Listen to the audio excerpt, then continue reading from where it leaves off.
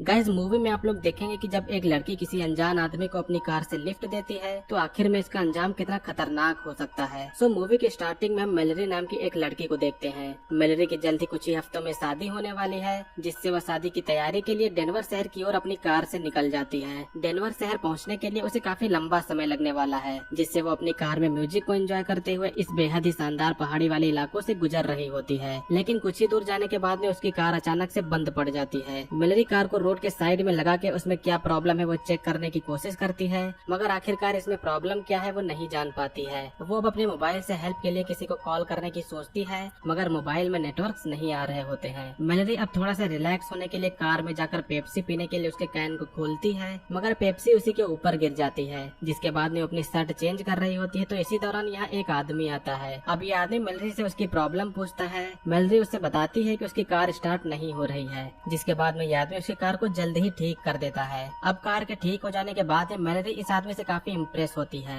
अब ज्यादा इम्प्रेस हो जाने के बाद मेलरी उसे कहीं ड्रॉप कर देने के लिए कहती है, मगर वो आदमी कहता है कि मैं ऐसे ही चला जाऊंगा। जिसके बाद में वो मेलरी से लिफ्ट नहीं लेता है। दोनों लोग आपस में इंट्रोड्यूस होकर मेलरी अब यहाँ से कार से निकल जाती है, लेकिन उसके जस्ट ही आगे जाने के बाद में मेलरी फिर से कार को रोक के उसे लिफ्ट देने का इशारा करती है। ऐसा लगता है कि मेलरी उसे कुछ ज्यादा ही इम्प्रेस हो गई है। जिसके बाद में क्रिश्चियन भी अब मौका न छोड़ते हुए उसकी कार में बैठ जाता है। यहाँ पर मेलरी को नहीं पता होता है कि वो कितनी बड़ी गलती करने वाली है। अब कार में जाते समय दोनों लोगों की यहाँ पर काफी सारी बातें होती हैं। एक टाइम में तो क्रिश्चियन दिखने में काफी अच्छा बंदा लग रहा होता है, लेकिन धीरे धीरे करके उसकी बातें कुछ अजीब सी होती चली जाती हैं। वो मेलरी से कुछ अश्लील बातें करता है, जिसके बाद में जब मेलरी को ये सब अच्छा नहीं लगता है तो वो कार को रोक के उसे नीचे उतर जाने को कहती है। लेकिन मेलरी ने जितना अच्छा आदमी इसको समझा था वो उतना ही खतरनाक होता है। क्रिश्चियन अब मेलरी को चाकू दिखाकर उसे कार को चलाने के लिए कहता है। अब क्रिश्चियन मेलरी को पास के मोटल में चलने के लिए कहता है, जहाँ पर उन दोनों को डिस्टर्ब करने के लिए कोई भी नहीं आने वाला। मेलरी अब यहाँ पर काफी मुसीबत में फंस चुकी है।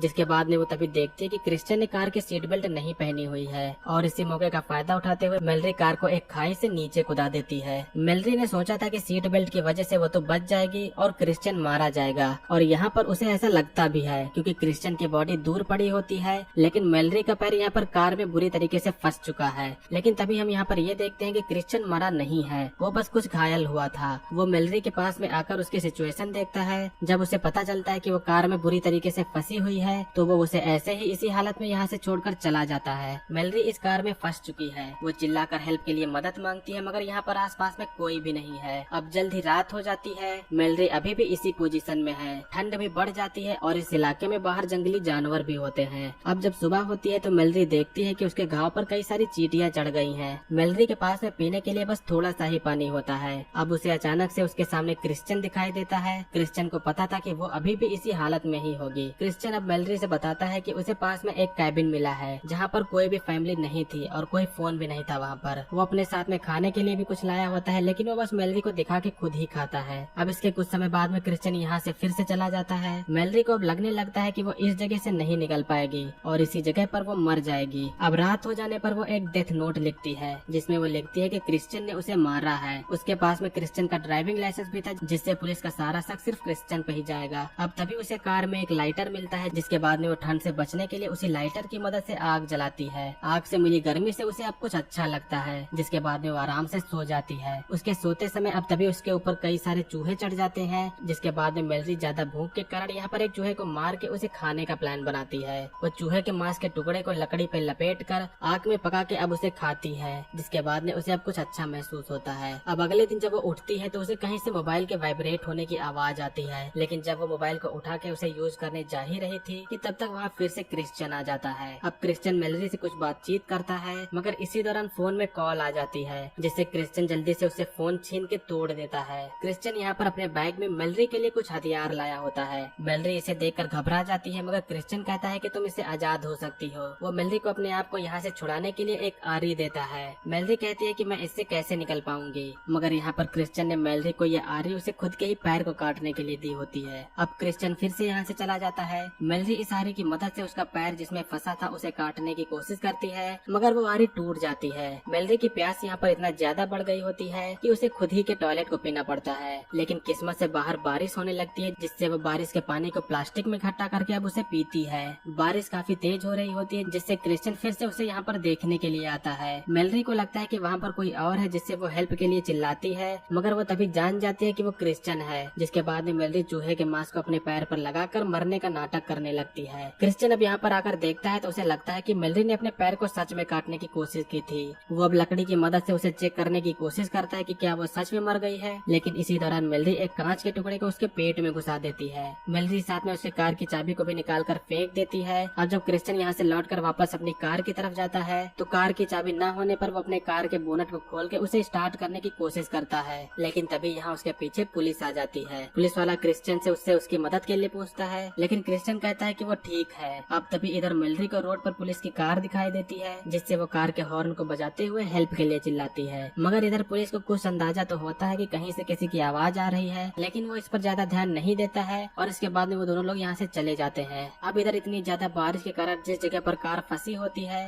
वहाँ पर काफी तेज पानी बहने लगता है, जिसके कारण मेलरी की मुसीबत अब और भी बढ़ जाती है। धीरे धीरे करके पानी का लेवल भी बढ़ता जाता है। मेलरी अपने पैर को निकालने की पूरी कोशिश करती है, मगर कोई भी फायदा नहीं होता है और वो कार के साथ में पानी के बहाव में बहती हुई चली जाती है। अब अचानक से कार कुछ इस तरीके का टर्न लेती है जिससे मेलरी का पैर उस कैद से आजाद हो जाता है। वो जल्दी से अब पानी से बाहर निकलती है, जिसके बाद में उसे अब काफी अच्छा महसूस होता है। अब वो एक डंडे के सहारे इस जगह से निकलने की कोशिश करती है। इस घने से जंगल में उसे कुछ दूरी पर एक घर दिखाई देता है। वो इस घर को इग्नोर करते हुए यहाँ से निकलने की कोशिश करती है, मगर उस घर से तभी किसी लड़की के चीखने की आवाज आती है। इसके बाद में मेलरी उसकी मदद करने के लिए उस घर की तरफ जाती है। मेलरी अब यहाँ पर एक खिड़की से देखती है जहाँ पर एक लड़की को बेड से बांधा गया था। मेलरी इसके बाद अब दूसरी खिड़की पर जाके देखती है जहाँ पर क्रिश्चियन उसी पुलिस वाले को बांधकर उसे टॉर्चर कर रहा होता है। ये देखकर मेलरी बेहद ही डर जाती है, लेकिन इसके बावजूद भी मेलरी उस लड़की को बचाने के लिए अंदर जाती है। क्रिश्चियन इस समय दूसरे कमरे में होता है, जिससे वो जल्दी से इस लड़की को छुड़ाने लगती है, लेकिन तब तक यहाँ पर क्रिश्चियन वापस आ जाता है। अब जब क्रिश्चियन उस लड़की से बात कर रहा होता है तो मेलरी पीछे से उस पर गन चलाती है, मगर क्रिश्चियन इस गोली को डॉज कर लेता है। अब जब मेलरी दूसरी तरफ भागती है और पीछे क्रिश्चियन भी आता है, जिसके बाद में मेलरी क्रिश्चियन को बालकनी से नीचे धक्का दे देती है और वो एक ट्रैप में जाकर फंस जाता है। अब यहाँ पर क्रिश्चियन की हालत भी कुछ मेलरी की तरह ही हो गई होती है। क्रिश्चियन ने भी मेलरी को मारा नहीं था, बल्कि उसे तड़पने के लिए छोड़ दिया था, जिससे अब मेलरी भी उसे इसी तरह तड़पने के लिए छोड़ के चली जाती है और अंत में यहीं पर मूवी का एंड होता है। सो दोस्तों, ये थी 2015 की कर्व मूवी का एक्सप्लेनेशन। उम्मीद करता हूँ कि आप लोगों ने मूवी के एक्सप्लेनेशन को एंजॉय किया होगा। मूवी का एक्सप्लेनेशन अगर आपको पसंद आया तो वीडियो को लाइक करिएगा। चैनल पर अगर आप लोग नए हो तो सब्सक्राइब करिएगा। आज की वीडियो के लिए बस इतना ही, मिलेंगे अगली वीडियो में।